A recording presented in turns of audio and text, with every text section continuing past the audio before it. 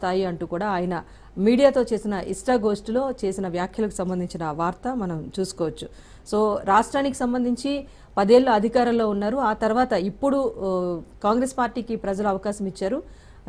ఈ 15 నెలల పాలనా కాలంలోనే విపరీతమైన విమర్శలు చేస్తున్నారంటూ కూడా రేవంత్ రెడ్డి వ్యాఖ్యలు చేశారు. రాష్ట్రానికి ఏది జరగొద్దు అన్నట్టుగానే ఆ పార్టీ నేతలు కోరుకుంటున్నారు. 39 సార్లు కాదు, వీలైతే 99 సార్లు అయినా సరే ఢిల్లీ వెళ్ళి రాష్ట్ర ప్రయోజనం కోసం తాను ప్రయత్నిస్తానని చెప్పేసి రేవంత్ రెడ్డి చేశారు. కేసీఆర్కి ఇప్పుడు అసెంబ్లీకి వచ్చే స్థాయే లేదు, ఇంకా ఆయన నేను సమాధానం చెప్పను అన్నంత తీవ్ర స్థాయిలో ఆయన ఆరోపణలు చేశారు. ఇంకొక వైపు బీఆర్ఎస్కు తెలంగాణతో ఎలాంటి సంబంధం లేదు అని కూడా ఆయన వ్యాఖ్యలు చేశారు. మనం తరచూ చూస్తున్నాం అటు బీఆర్ఎస్ నుంచి కాంగ్రెస్ పార్టీ నుంచి విమర్శలు ప్రతి విమర్శలు అన్నీ కూడా. సో దీనికి సంబంధించి ఇటు బీజేపీ అటు బీఆర్ఎస్ రెండు పార్టీలను టార్గెట్ చేస్తూ కూడా నిన్న మీడియా ఇష్టాగోష్ఠిలో రేవంత్ రెడ్డి మాట్లాడిన వార్తకు సంబంధించిన వార్త ఇక్కడ ప్రధానంగా మనం చూసుకోవచ్చు.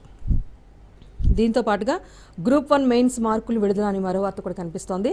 సో సబ్జెక్టుల వారీగా వెబ్సైట్లో టీజీపీఎస్సీ ఫలితాలను అయితే ఉంచింది. 562 పోస్టులకు సంబంధించి ఎగ్జామ్ కండక్ట్ చేసిన విషయం తెలిసిందే. అయితే ఏవైనా అభ్యంతరాలు ఉంటే కనుక రీకౌంటింగ్ కోసం కూడా దరఖాస్తు చేసుకోవచ్చు అని చెప్పేసి విద్యార్థులకైతే అవకాశం ఇస్తోంది. రీకౌంటింగ్ పూర్తయిన తర్వాతనే జనరల్ ర్యాంకింగ్స్ అనేవి రిలీజ్ చేస్తామన్న అంశానికి సంబంధించిన వార్త కూడా మనం ఇక్కడ ప్రధానంగా చూసుకోవచ్చు.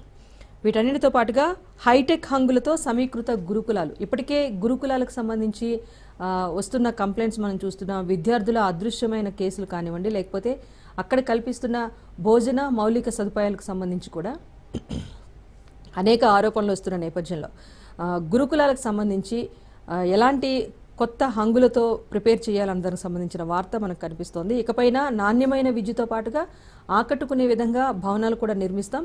అక్కడ ఎవరైతే ఉండి చదువుకునే స్టూడెంట్స్ అందరికీ అన్ని అవకాశాలు కల్పిస్తాం.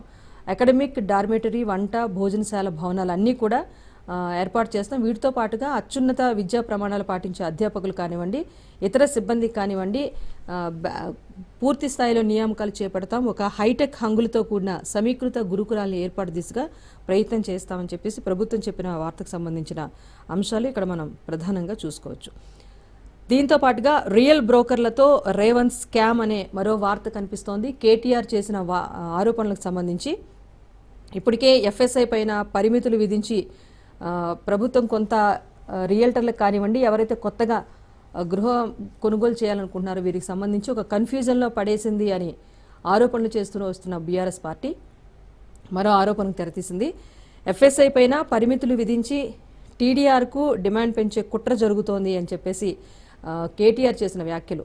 మరీ ముఖ్యంగా 4 రియల్టర్లతో కలిసి రేవంత్ రెడ్డి భారీ కుంభకోణానికి తెరతీశారు అన్న వార్త అయితే ఇక్కడ ప్రధానంగా కనిపిస్తోంది. దీనిపైన ఇటు ఎన్ఫోర్స్మెంట్ డైరెక్టరేట్తో అటు సిబిఐతో విచారణ జరిపించాలని కూడా ఆయన ఆరోపణలు చేస్తున్నారు.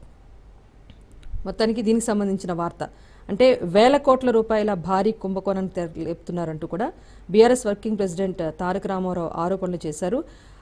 దీనికి సంబంధించిన వార్త మనం ప్రధానంగా చూసుకోవచ్చు. ఇది సాక్షి పేపర్కి సంబంధించి. ఇంకా ఈనాడులో చూసుకుంటే కనుక ప్రణయ్ పరువు హత్య